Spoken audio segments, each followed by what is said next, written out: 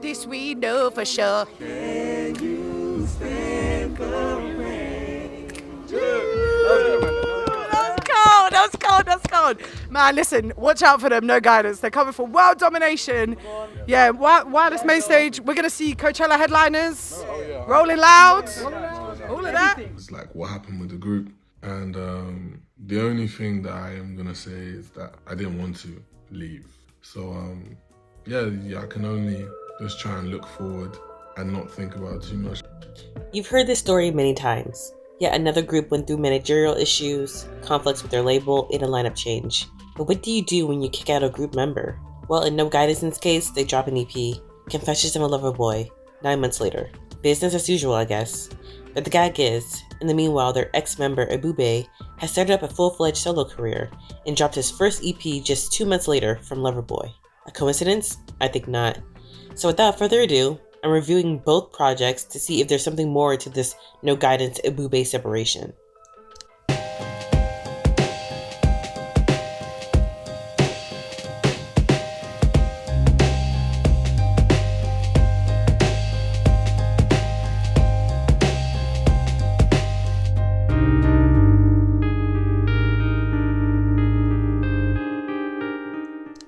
I'm going to be as quick as possible with this video, but if you're a No Guidnce fan, you're going to love this.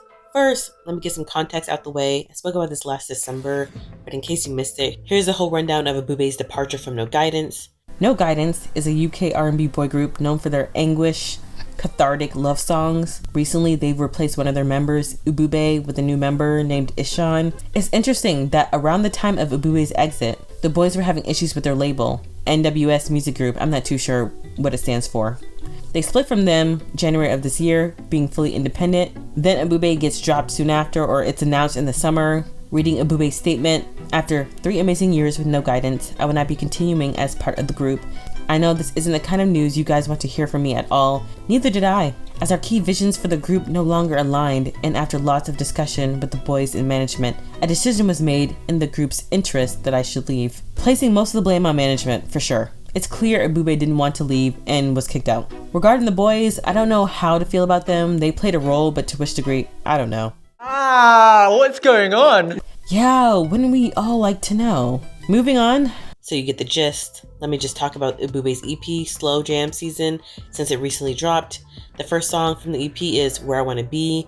This song is my personal favorite from Ibubé. This and New Chapter Hello.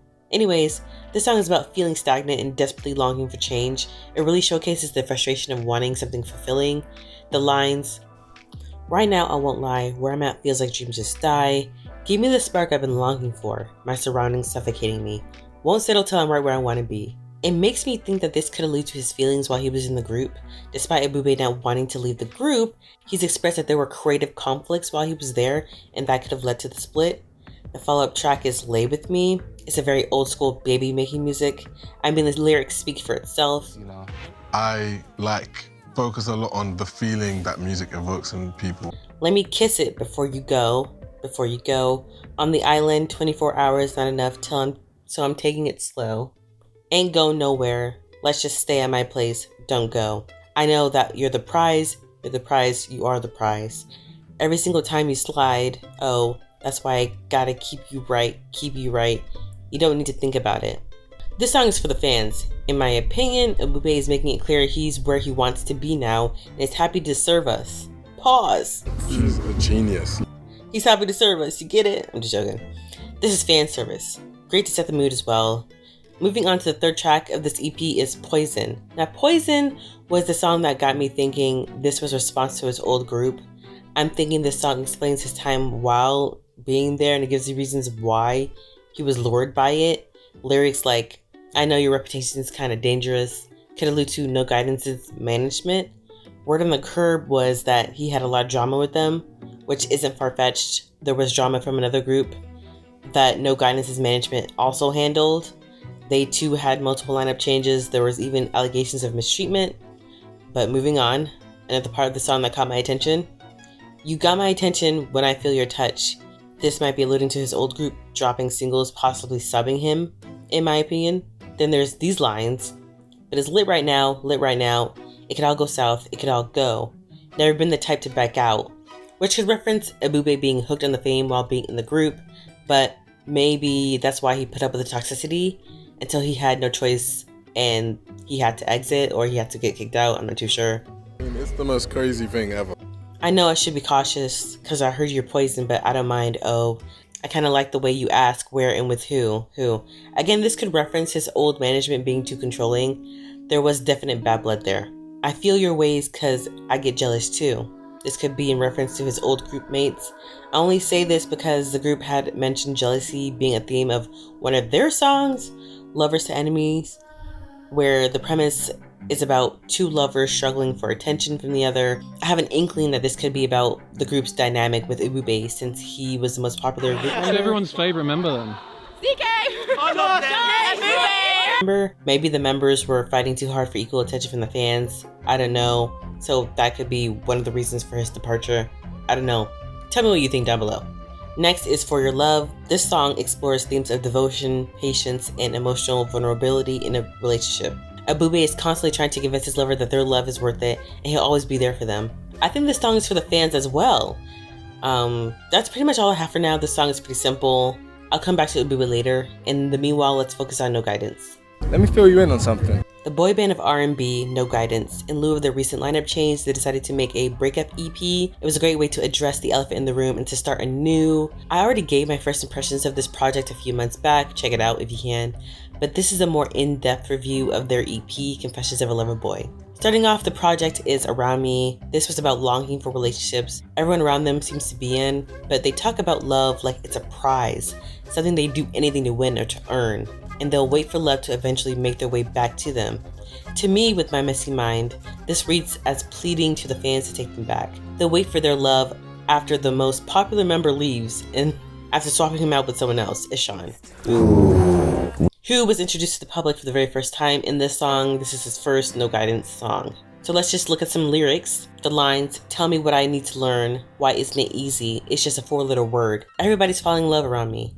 If I promise to be patient, loyal, and honest, only be, then the universe will even the odds to make it work. So yeah, they're giving it up to you guys. They're pleading with you. Please like us. It's a question. We're asking you. We're doing our best. Please like us. And to be fair, it's actually a really good song. Like, I still listen to it on repeat. But it's not just the fans that they're pleading to make this work. I think they're actually literally pleading to the universe. Please let this work. We worked so hard.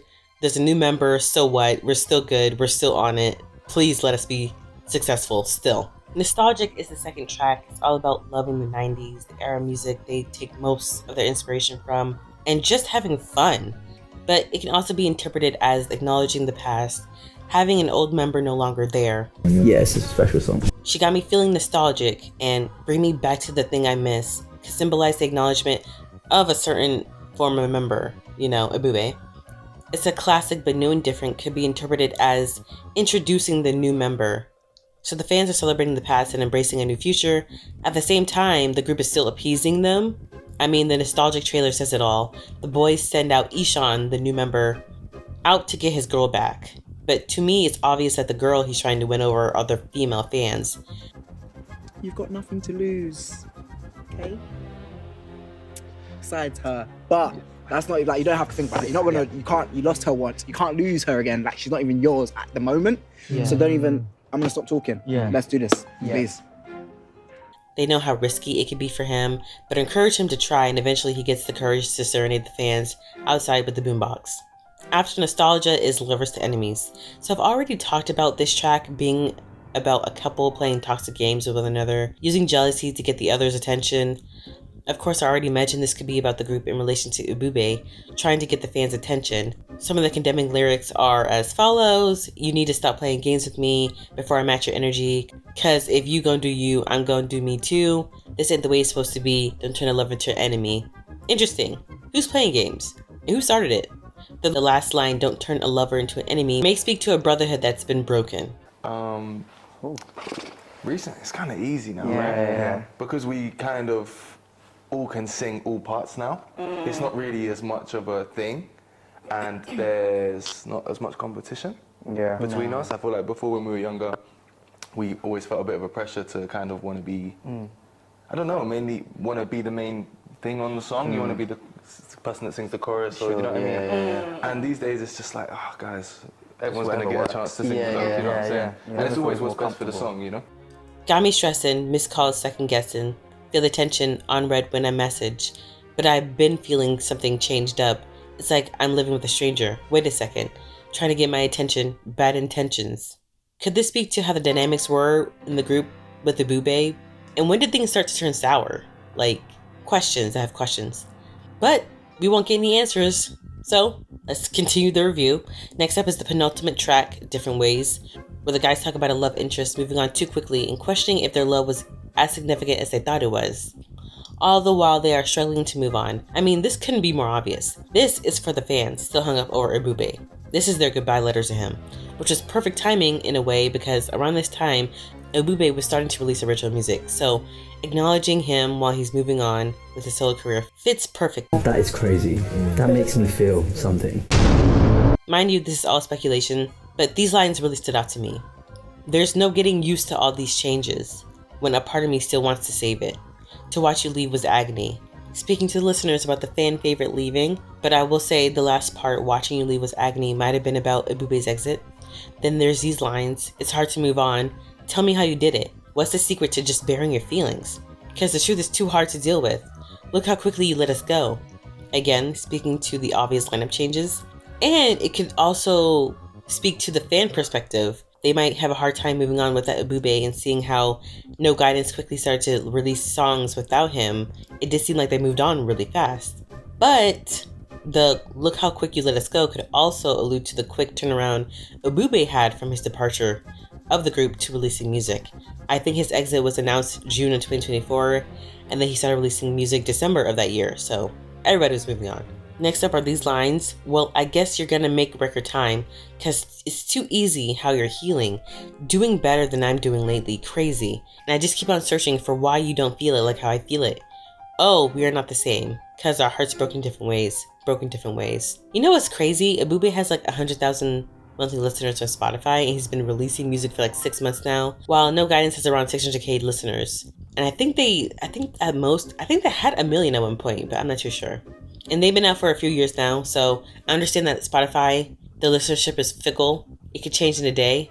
Abubé could have 100k this month or this day, and it could be down 70k the next. But imagine at the rate Abubé's going, how fast he could reach 500k listeners or even 600k. You know, it's possible. Furthermore, the lyrics, our hearts broken different ways, could reference the group's feelings towards Abubé's exit. I get the message, I know the lesson, but it don't fill the hole that's in my chest.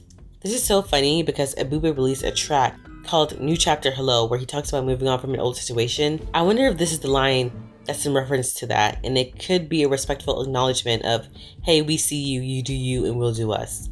Finally, the last song is Break the Pattern. This to me is a track about rebirth, starting something new and ending bad habits. It could be scary, but these boys are determined to start anew. In other words, they are uncertain about what the future holds for them, but are strong-willed and moving on despite their fears. So fans, if you're up for the ride, they'll be glad to have you. So here are just my final thoughts on the whole thing. I'm surprised at how versatile these boys are. We saw them lighthearted, mellow, and somber. I saw they were incorporating choreo as well. They can do a lot. I love how in every track they're very emotive.